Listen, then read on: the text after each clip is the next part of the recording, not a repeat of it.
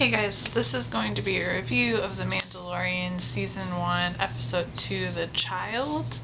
And I will admit, I've already watched a couple episodes past this, but I'm going to try my best to keep this video only to things that happened in Episode 2 and not mention anything that happens later. We get to see more of the child in this episode, which I love. I love him so much. He's so adorable. I completely understand why the entire internet loved him when this first aired. I wasn't expecting the Jawas to come out of nowhere in this episode, and I think it was the Jawa's presence that really made this episode feel like a comedy. The show as a whole feels kind of ambiguous about whether it's a drama or something else. Like, it has its own unique feel to it, but the Jawas really contributed to making this episode feel very comedic and very different from both the first episode, but also the episodes that I've watched after this. The only thing that happened in this episode that really seemed to be foreshadowing and hinting at something more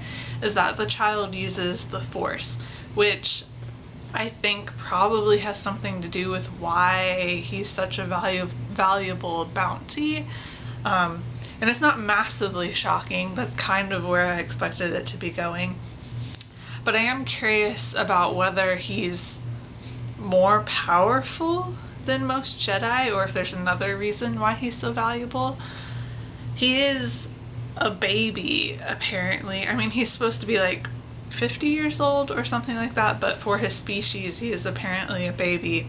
Yet he is able to completely stop the Mudhorn, but then he also passes out after, so he's probably not at his full power yet, I would assume. So it's not a massively shocking reason why the child might be so valuable, but it was good to get some hints about what might be going on there. The Mandalorian later also talks about how he doesn't understand what happened, so it's clear that he doesn't know much about the Force and he's not sure what's going on with the child, so it'll be interesting to see him learn about that, because I'm assuming that he will. Overall, not much really happens in this episode.